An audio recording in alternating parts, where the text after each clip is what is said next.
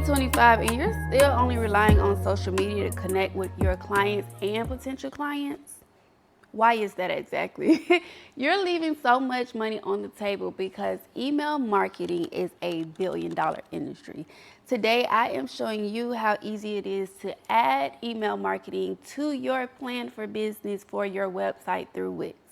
We have seen within the past year how unreliable social media can be, from Instagram having random blackout days to them not knowing if they want to shut down or keep TikTok today and tomorrow. Email marketing has been around for 40 years. And despite people saying people don't open their emails anymore, email marketing doesn't work, that's not the truth. Statistics show otherwise, and you should be using email marketing as part of your marketing plan for your business.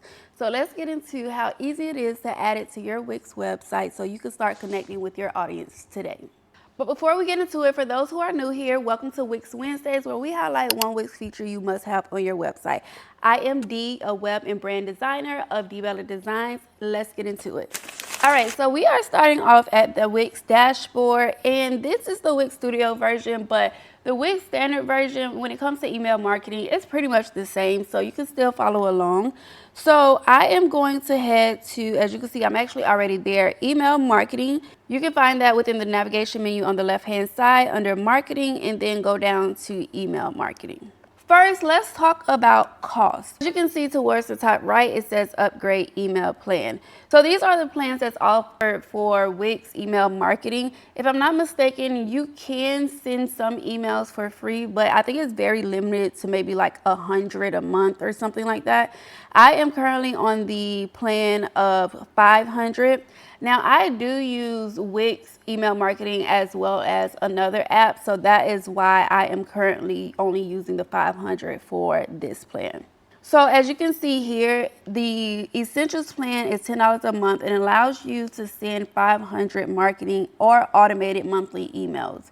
Now, that is something to make note of because, for instance, for my business, I have automated emails to go out when somebody signs up for a consultation with me, or when somebody books a web design service, for instance, then they'll automatically get a welcome email or a kickoff email. So those do count towards your total of that 500. So the next plan you have $24 a month that allows you 5,000 marketing and automated monthly emails, and then you have $50 a month for 1 million marketing and automated monthly emails. So something else to make sure you are aware of. So when it comes to the 500, for instance, right? Let's say you have an email list of 200 people. That's only going to allow you to send out twice a month to your full email list. So that's 400 emails. And then you have an additional 100 to send. So it doesn't mean that I can send 500 email campaigns. It literally means I have 500 times individually to send out emails to people. So make sure you have an understanding of that before you choose which plan you want to go with. So going back to the dashboard, as you can see towards the top, we do have some templates, and we also have the AI generated email marketing. Now for the Wix standard version, it may or may not have this. I know with Wix Studio, that is where they started integrating a lot of the AI features. So if you don't see that, it's okay. I typically do not use that. I do use AI, but not for this case. So as you can see towards the right, I can click view more to see more templates. You have your basic templates at the top, and then you have more design templates at the bottom. So if you're at a point where you're just like, hey, I can't hire somebody, I can't hire a graphic designer to do this for me, this is a great starting point. You do want to make sure, if you're using any of the templates, to make sure you're changing the templates to match your brand, so you still have that brand consistency. I'm going to come back to the email template. We talked about that monthly balance. As you can see, on the right hand side, you have where you can see how many emails you've sent so far and how many you have left for the month. So for the month of June, I've only sent out 2 emails. That was to an individual person. I still have 498 emails left to send. And of course, you have another option to upgrade if that is not enough for you. Manage senders. So when you set up your domain and your email address, that should automatically take you through having this information set. But you do want to go ahead and click Manage Senders just to make sure that you have your email and the name that you want to send the email addresses from. Something to keep in mind, because I know there are still businesses that have Gmail email addresses. If you have that, and I believe Wix will give you a warning, or maybe another platform that gives you a warning. I work with several different platforms when it comes to email marketing, but some of them do give you a warning letting you know if you use that dbelladesigns@gmail.com domain, for instance, it will likely go to the spam folder for your clients. So that is something you do want to keep in mind if you still have those Gmail email addresses. I would highly recommend upgrading and having your own email address. As you can see, I have here info@dbelladesigns.com. But if this is not correct or you want to change it, you can see there is an edit button on the right hand side. You could just click on that and make those changes. So next we have the campaign statistics, your contacts, which is basically the customers that are saved within Wix. Then you have your validation apps if you're using a third-party mailing app. And then you have your email marketing guide, which can give you more insight to Wix marketing. Before I get down to the automated emails, I wanted to show you what you probably already noticed. I sent out 2 emails, and you can see how many was opened, how many was clicked, and how many site sessions. So what that means is this person that I sent this email to, I can see that they clicked on it and opened it. Then they clicked on it and went to my website or wherever the link in the email took them, and then they landed on my site. If I click on it, then I could see a bit more statistics. So again, this email I only sent to 1 person, so that's why it has a delivery rate of 100%. Of course, that would change depending on how big your email list is, how many people you're sending it to. So you can see the open rate as well as the click rate. It's something to make note of. As you can see here, the bounce emails and the spam complaints. This is very beneficial to look at. You can see if a lot of people are marking my email as spam, or if I'm having a lot of bounced emails, then I need to dig a little deeper and figure out why. What can I do differently so that people aren't marking this as spam or they aren't being bounced from the email addresses that were provided to me? So next you have your traffic, unique visitors. So although I sent this to 1 person, the other unique visitor is me, because I do make sure that the emails are going through properly as well. And then you can also see unique clicks by device. So this email in particular was only opened via mobile. If people also opened it via desktop, then this bar would change. It'll be within the same line or the same bar, but you will see, let's say, 30% mobile and 70% desktop. And then you also have the tablet option, for instance. So this is also beneficial so you can understand how are people viewing your emails and be able to tailor your emails for that purpose. So let's say you have multiple links within your email. This is very beneficial whether you have an e-commerce business or a service business, because let's say you have multiple product offerings or service offerings within your email. You can look at this and figure out, okay, what are my people or my clients interested in within this email the most? And based on that information, you can tailor your next email for those people to make sure that they are continuing to be nurtured or promoted to based on what they are clicking the most. So as you can see here, I can't remember for this email if I had just 2 links or it might have been a few more, but this particular person clicked on the onboarding link, and then they also clicked on the link for their Google Drive. Going back to the top, as you can see, email recipients, I am not going to click on that because it is going to show this person's information. But if you was to click on that, you can see all the email addresses that the email did go to. Going back to the email marketing dashboard, we are going to go down to the automated emails that I previously mentioned. Again, you do want to remember that the emails here that are automatically being sent out does count towards your total that you're allowed to send out on a monthly basis.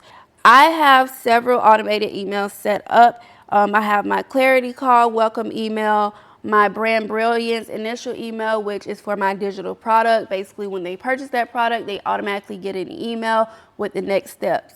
I have get an email when a form is submitted. So that basically means when a client submits a form, either a contact form, subscribe form, whatever the case may be, I'm going to automatically get an email with that update. And then you can see some more here. Some of these are automatically set up based on other Wix features. An email when product is back in stock. So that is based on the Wix back in stock feature that I added to my website. So that basically means when I have an item out of stock and I change the inventory so that it's now in stock, this is going to automatically send customers who signed up for that back in stock notification an email. If you're unfamiliar with that, maybe you've been on Fashion Nova website or maybe a similar retail website where basically an item is out of stock, you could click where it says notify when back in stock, provide your email address. That is basically how that works. All right, so let's get into the nitty gritty of actually creating the email and sending it out. So I am going to go back to more templates. Now you have few options. You can either go ahead and use the template, which if you are new to this, I would recommend since it's right there, it's easy to use.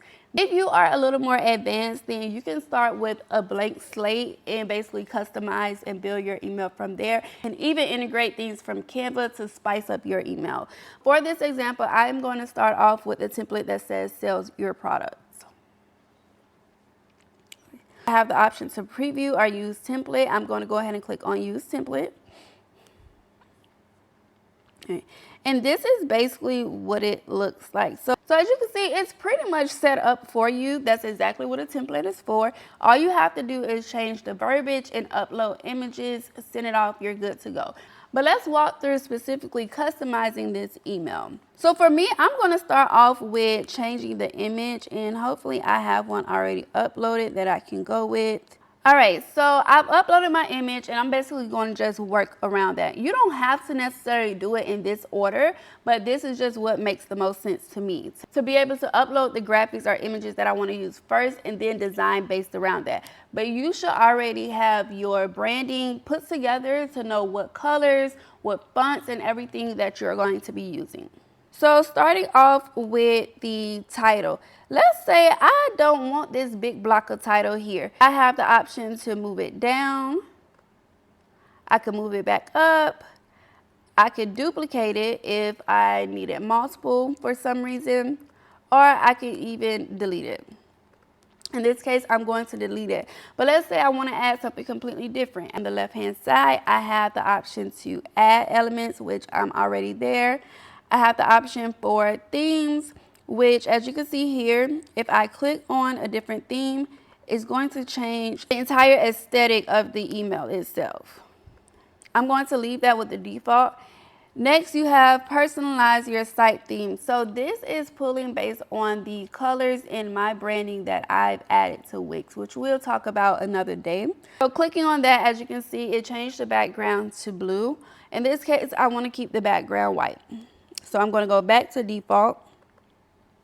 If you wanted to change your background to a pattern or different image, you could just click on background. You have some pre-made backgrounds that's already here, or you could click the plus sign to upload your own.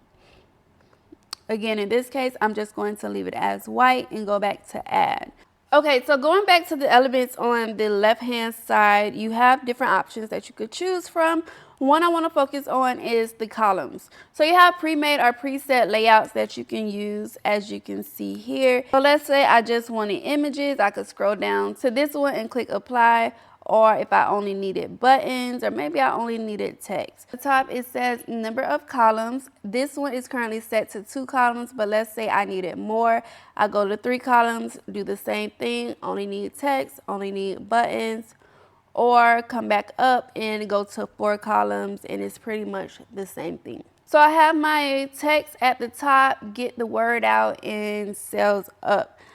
This is a title for your email.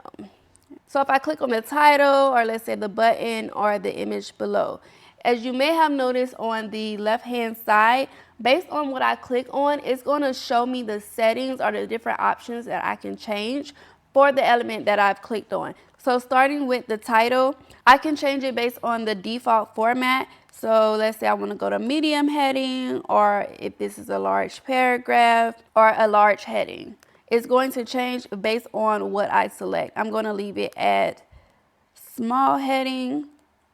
I could change the font or the size of the fonts, and I have my different text style options here. One thing that I do want you to take advantage of when it comes to this platform is what you can see below where it says add personalized content.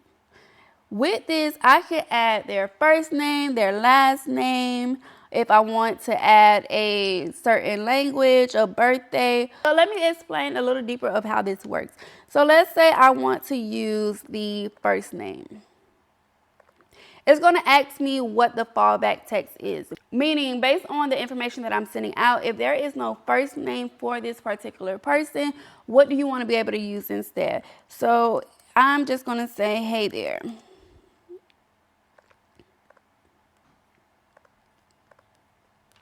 So you can see where they added contact name first. This is the title for your email. So when it goes to, let's say, Jane Smith, it's going to automatically pull Jane's first name and replace this with her name. Then when the email goes to Bianca, it's going to say Bianca, this is the title for your email. When it go to John, it's going to say John, this is the title for your email. So this is basically pulling your customer data, putting it in the email so that it is personalized. For my clients, I love using this, especially when it comes to the subject line, and I'll show you that as well. Because if I'm looking at an email, and we may receive several different emails on a daily basis from different companies, but if I see an email with my name, I'm more likely to click on it because I'm like, how do you know me? How do you know my name? Who is this? Where is it from? So that's going to entice me to click it and figure out what is it about. Another example is you collect birthdays, and let's say you are automatically sending out happy birthday emails. You can go ahead and go back to add personalized content, come down to contact birthday, where it'll automatically insert the information they have for the fallback text. Instead of saying your birthday is and then adding the contact birthday, the fallback text could be coming soon. And let me show you all exactly what I mean.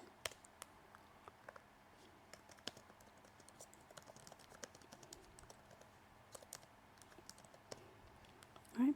So we see you have a birthday, and it's going to automatically input that date based on the birthdays that you've collected. If there is no birthday in the field, then it's just going to say, I see you have a birthday coming soon. That's exactly how that works. Quick and easy, right? Moving on to the button. So you can see on the left-hand side, I have the option to change the button text that is going to be shown to my customers. When they click this button, they could be either sent to a specific URL. They can click on it and be able to download a file. In that case, I'll just change the button title to download. Or it could be a form. This one, you guys, I haven't seen this one. I feel like this is new. And this may be only on Wix Studio. I'm not sure. But this is new, and this is amazing because, as you can see here, the feedback form. So let's say you automatically want to send out an email or send out a campaign asking people for feedback. They can just click on a button that'll say leave a review. You could select this feedback form so they're automatically sent to the customer feedback form when they click that button. And you can see here, you can customize that form to your liking and ask the questions that you need to, that you're looking for feedback on. If that ain't amazing, y'all, I don't know what is. So I do feel like the standalone form is not, it may be fairly new because I've had to go the long way around doing that when sending out feedback forms for my clients. So again, the same options. I have the option to move it up, move it down, duplicate it, or delete it. I'm just going to leave that there for now. And if I come down, this is still based on the template. I can just modify the text here the same as I did with the title. Then I have the product section that's already separated in 3 different columns where I can upload the product image, change the name, and then I have my shop now buttons. So as I mentioned, you do have the option to change the URL or what the button is connected to. You have the same option for the pictures as well. So if I just click on that frame where the picture goes, as you can see on the left hand side, it says add a link. If I turn that on, it's going to show me this field that asks what's the URL, and I could put the URL directly to that product. So regardless if they click on the picture itself or the shop now button, it's going to link them to that same product. Now you may be asking, if the button is already there, why do I need to link the URL to the image? I would highly recommend it simply because every customer is different.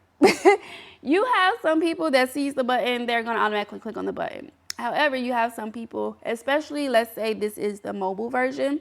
So if I'm previewing the mobile version, as you can see, before I get to that shop now button, I am at the image. So let's just say a person have not scrolled down far enough on their phone to see that there is even a button. They may stop at that picture, automatically like it, and click on the picture. So you do want to make sure that the picture is linked just as well as the button itself. Going back to editing the email, below I have some more additional text that I can edit, and then I have my footer. So in the footer, if you are not on a paid plan, you will not have the option to turn off Wix branding. So that means when you send out an email, it'll basically show that this was sent through Wix. That's not a bad thing, I wouldn't say, especially if you're starting off, you're building your email list. You don't really have to focus on that. But in the long run, over time, you do want to make sure that everything looks nice and professional. So you are turning that Wix branding off. If you have a brick and mortar, you have the option to show the address. If you want customers to be able to contact you via phone, you could turn that on. And as you can see, it's just going to adjust the footer with that information. Linking to your social medias, you could turn that on and off as well. So maybe you're only on one platform or you're on all of them. You can select them here to have them added. Just make sure you update the link so that it does go to your social media and not the generic website or Wix's version. Add a link to your site. I could turn that on and off as well. This is currently set to go to my home page. And then you have the option to invite mobile members. Wix does have an app where customers can download it, join, and they'll be able to see what you offer. You can't fully customize it like an app that you would see for like a different retail site, for instance. It's not that customizable. I personally feel like it needs a little more work before I promote the Wix app. Let's talk about another way to add products to your email. So I am going to go below this image. I'm going to click add and I'm going to click product. So as you can see, that option is new. That's why it's not a part of this template. If I click that, it'll automatically give me a list of all the products that I have set up currently on my Wix site. I'm just going to go ahead and go with the first one and click add. And this is pulling the information that I already have set up. So you have the title, the description, the pricing, and you have the shop now button. On the left hand side, I have the option to edit the product. Let's say I want to reuse this email later, but I want to use it for a different product. I can go back here and change it. I can turn on or off the name. In this case, since the name of the product is in my image, I don't feel like I need it. And it looks a bit cleaner. Next, I have the description, which I'm going to keep, the price, the button, and I have the option to change what the button says. Now let's go into more of the design aspect of this email. So the same as I said before, when you click on any element that you see in the email or that you add to the email, it'll automatically show you what you can change on the left-hand side. If I go to design instead, that is where I could change the background, the layout, the border, and the padding. So since you pretty much have the gist of it now, I am just going to start over from scratch using that same template that we began with in the beginning and basically go through customizing the email from start to finish.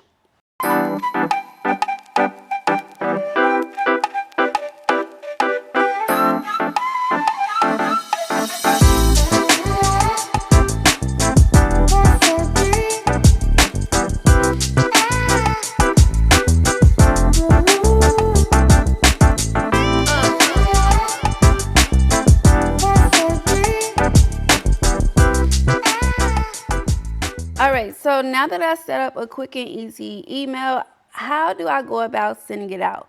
Before you send it out, you do want to make sure you preview and test. So I'm going to go ahead and so if I go to preview and test, click send test email, I am just going to put my email. I'm also going to update my subject line.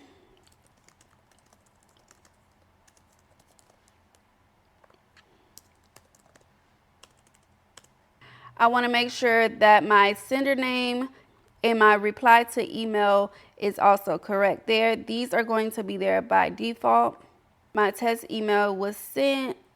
I'm going to go to my email. As you can see, the top one, it did automatically get sent to promotions. Welcome to Develop Designs Experience. Now, because this is a test email where I put hey and it automatically pulls the contact name first, that is not going to pull any information in the test email. You actually have to send it to see how that works. Scroll down, there go those products that I added, and I have the social media links.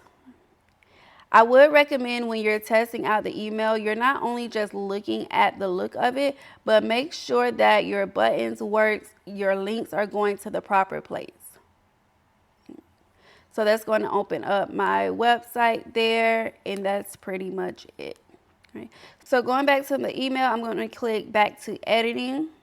So first is, who are you sending this email to? If you already have a target group set up, you can select that option or select all contacts.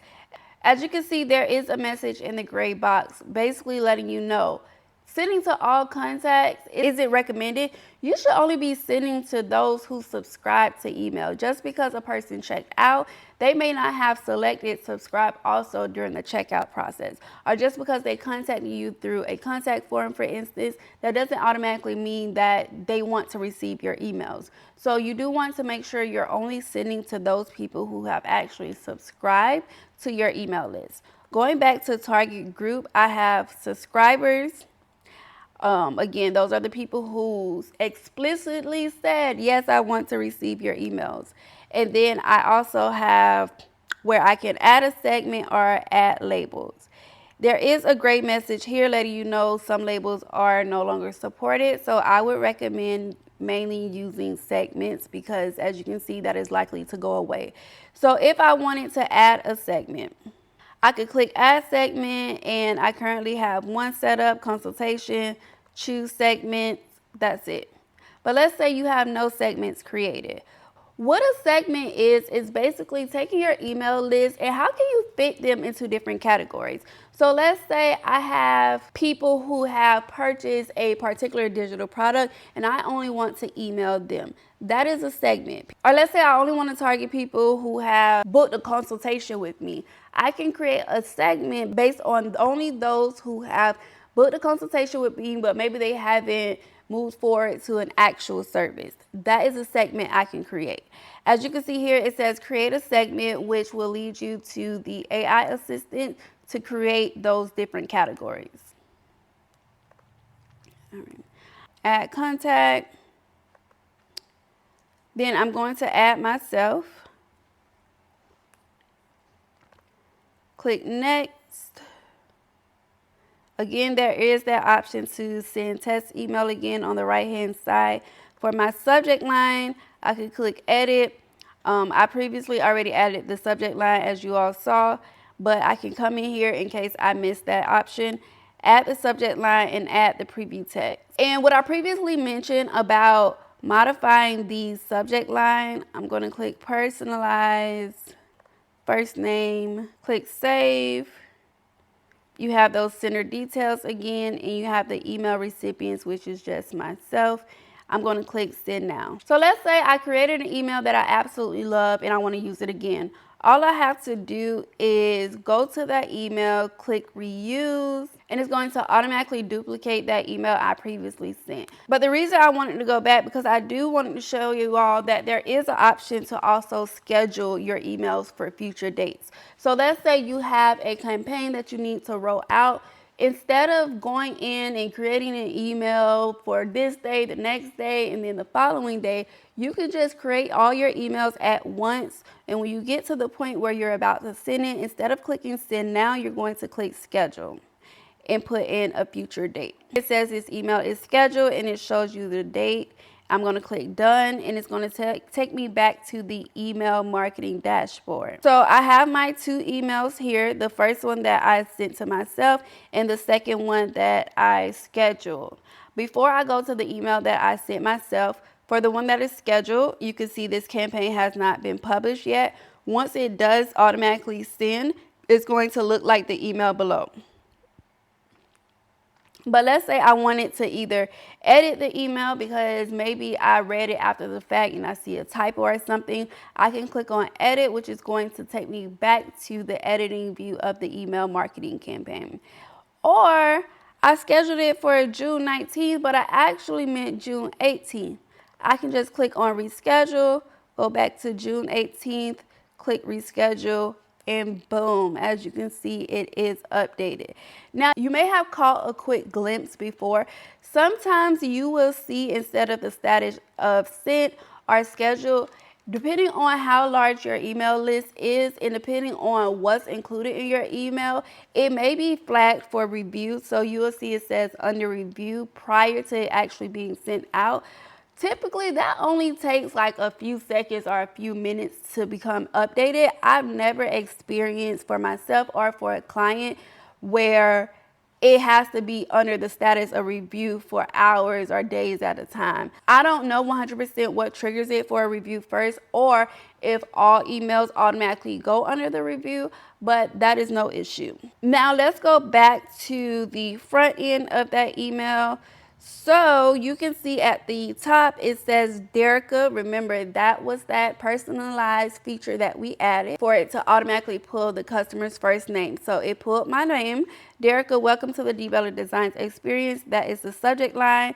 And you can see this is the preview text. So when you add the preview text, that is exactly how it's going to show. When I click on it, again, there goes that email that I created. And that is it. That is how easy it is to add and start using Wix email marketing to your website. You literally have no excuses. And if you feel like you still have an excuse, leave it down in the comments so I can tell you exactly why it's an excuse and how you can work around it. It's as simple as that. And again, you can start off using this for free, but it will be branded with Wix, which again is not a big issue. And you are limited to the amount of emails that you can send out. So even if you want to go ahead and get started, you can do so now and then upgrade over time as your email list continues to grow. Or maybe you're on a completely different platform and you're like, you know what, I like this so much, I'm gonna go ahead and get started. Do that as well. But it's quick, easy, and simple, and there is no reason why you should solely be relying on social media, especially with the time that we've been having this past year.